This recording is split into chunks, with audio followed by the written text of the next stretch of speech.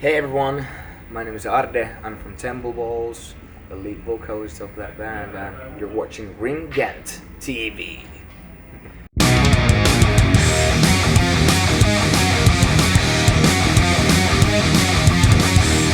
To start with, it's probably been asked before, but I was wondering the name Temple Balls. Where the hell did that come from? Well, it was just a picked phrase from Andy McCoy's autobiography. Our bass player picked the phrase from that book when I was maybe about 11.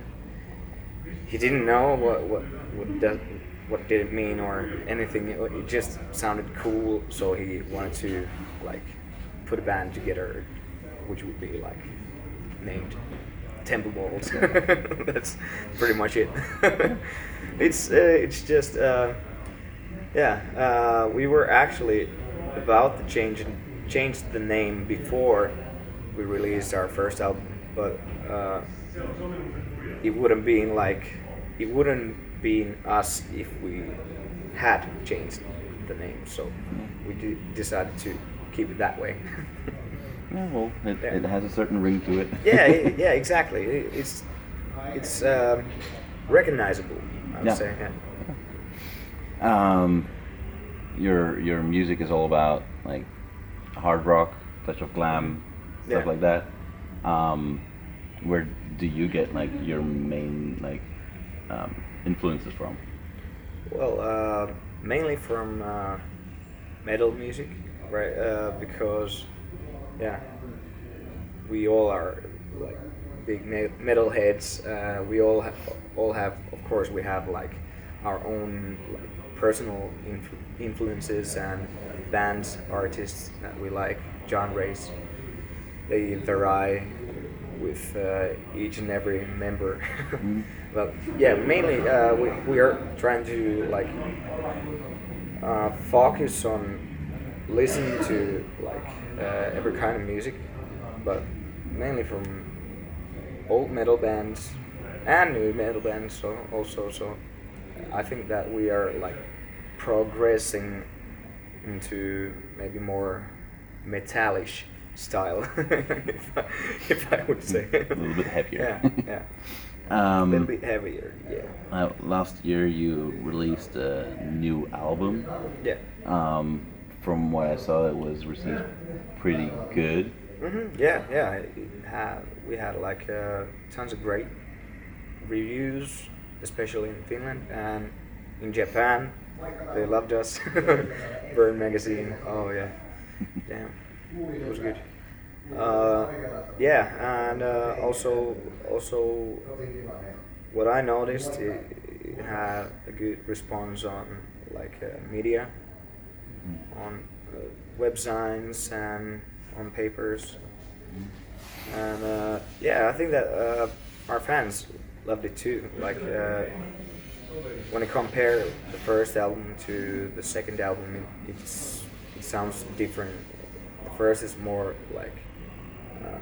hard rock, basic rock, and the second is more melodic, hard rock metal type package. So I think that our fans love that we changed our sound a bit, but of course they still love the old songs. They actually keep on requesting that we should play, for example, We Stand Tall, which is from the first album. They request many times per year that we should bring it back, and maybe we will at some point. But right now we gotta focus on promoting the latest.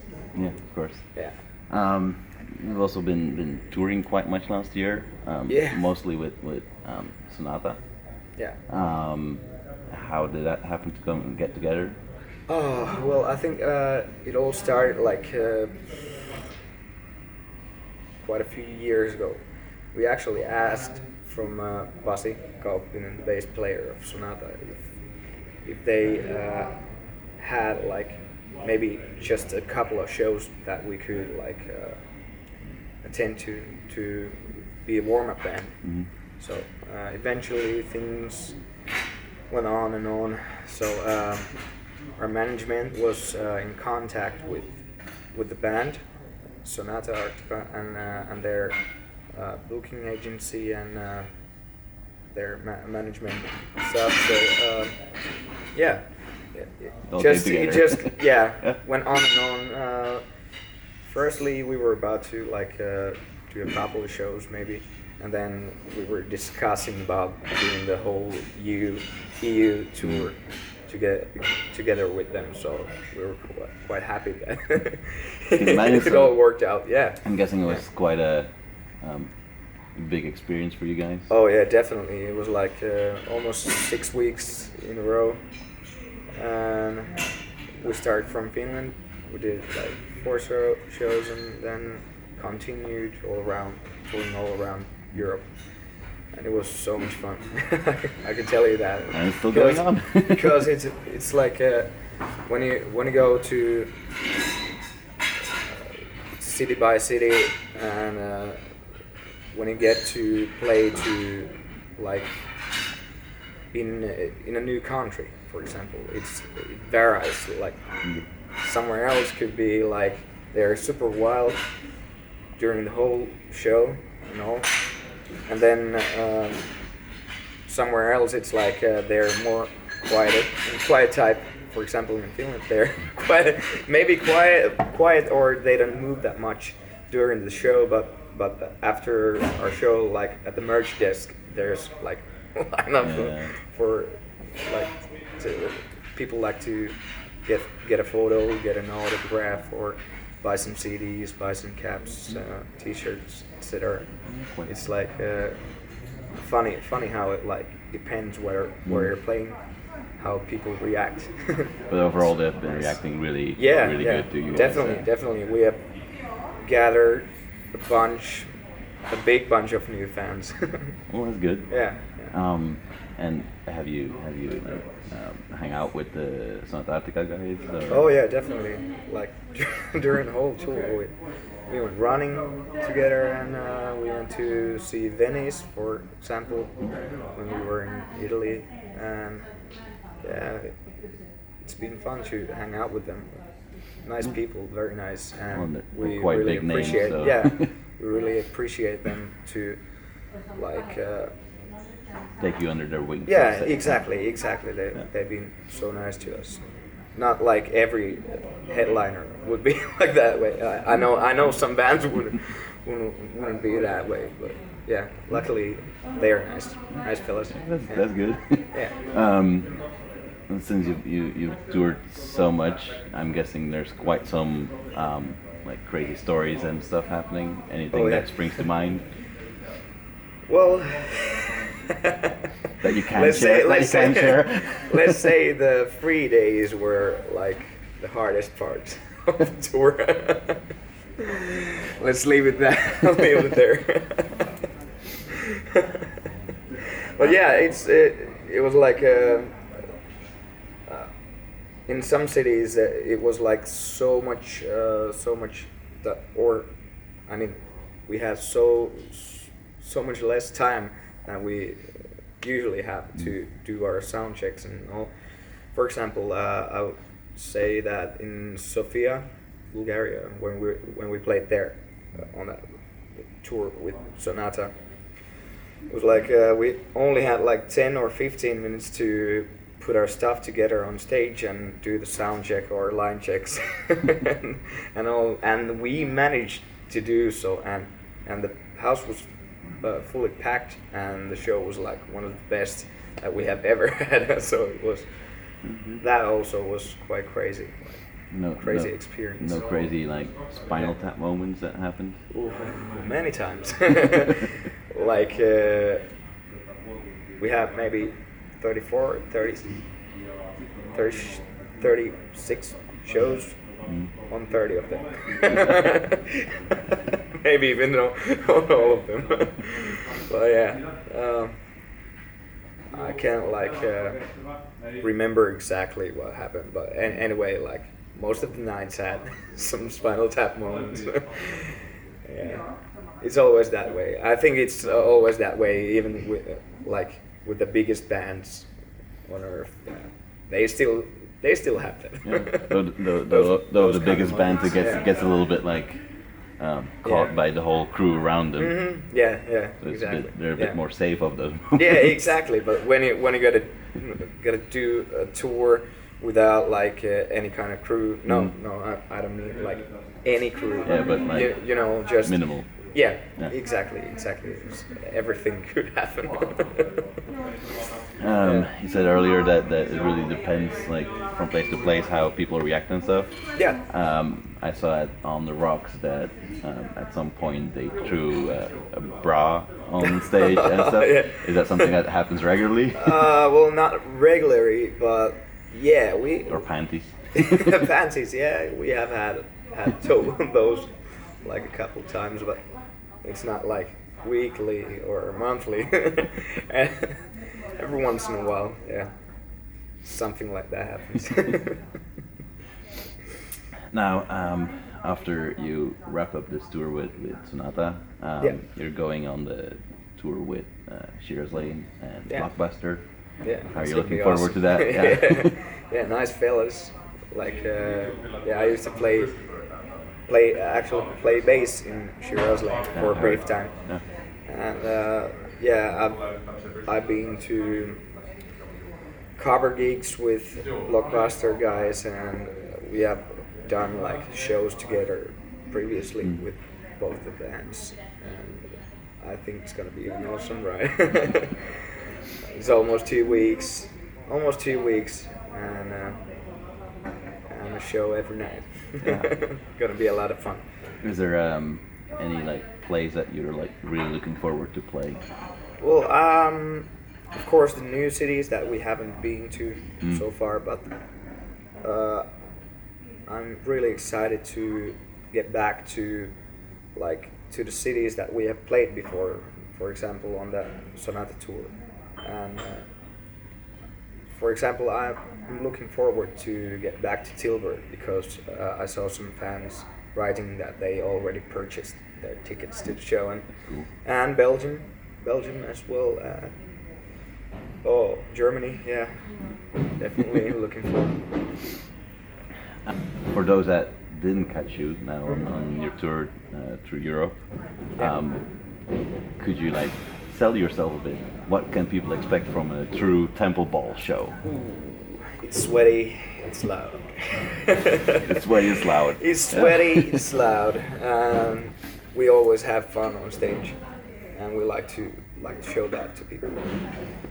Everything could happen. I mean, literally everything could happen. Anything. A good rock and roll show. Yeah, exactly. Yeah. It's always the same guaranteed good show, but anything could happen. Like something special on every show. Yeah, something to look forward to. Yeah, definitely.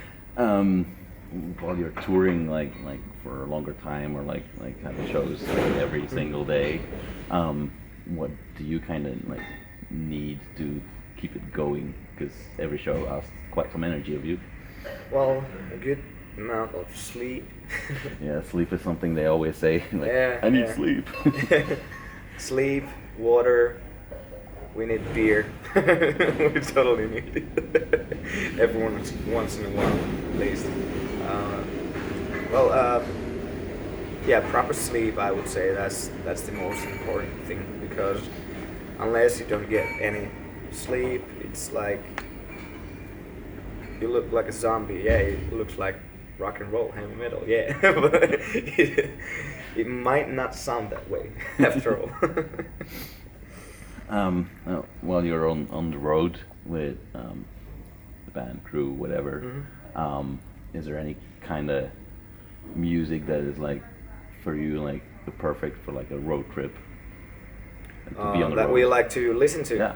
Well, my own music. Well, I'd say Finnish iskelmä musiikki. Is that the pop music thingy? Yeah, the kind of bad pop I'm not music. sure. Kind of really, Schlager type of thing, right? Yeah. Like German Schlager. Yeah. Yeah. I don't exactly know know how it translates. Like, Yeah, normally if you I think- if you go to like the Wikipedia page Yeah. of that genre, you go to Yeah. like English. Usually it goes to Schlager. yeah, it might go that way. Yeah, but that's usually our music in our in our car. Yeah, we like to listen to heavy metal. Yeah, of course. It depends on like who you ask from. Like, I like to listen to every type of music, but, Depends. most of the bands are. Most of our guys are like, yeah, let's put on some Manowar, Iron Maiden, let's do. Depends on who wins the fight over the radio. I guess. Yeah, exactly. Who gets to get the driver's seat or like that way? Yeah. You've been at quite some places already. Is there like any place that's really like on top of your bucket list? Like, I really want to go there. I don't know, have you I'd played in say Japan already? Japan. Yeah.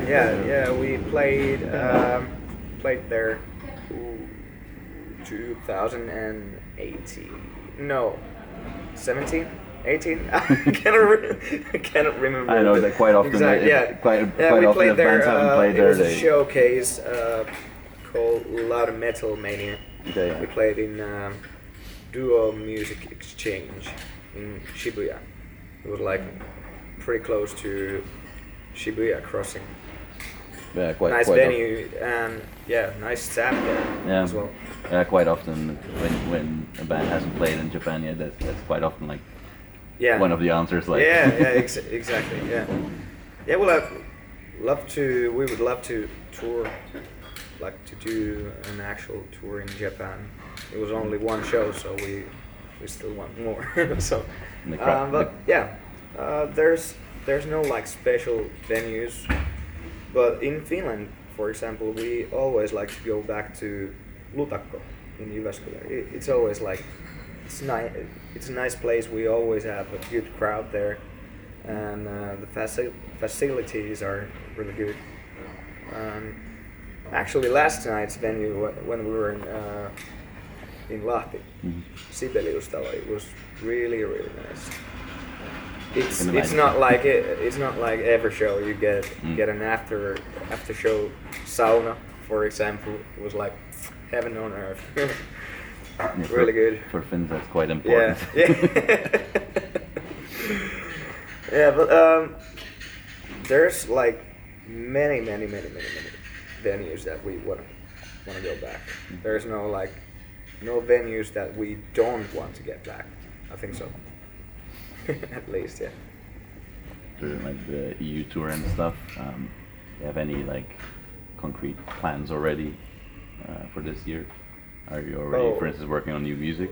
Well, we're gonna work on new music. Yeah. We're actually writing Temple Walls number 3 right now as we speak. We're gonna finish this tour with Sonata and then continue to Europe with Shiraz and Block Buster, and then I think that we're gonna have a couple weeks break, and of course writing songs meanwhile. But we haven't booked a studio yet, but I think it's gonna happen. Like the whole album recordings are going to happen during the summer, and let's see how it turns out. We should have it already by fall. Yeah. Something else to look forward to. Mm-hmm. Yeah, definitely. Guess we can sort of wrap this up then. Any last words or message to your fans or people in Europe or whatever, whoever is watching this? All right. If you're watching this, come to our shows, buy some merch, support us any way possible, and we hope to see you. We hope to see you at some point. Go grab your CDs, listen to us on Spotify, like us on Facebook, Instagram, whatever platform you're using. Do it now.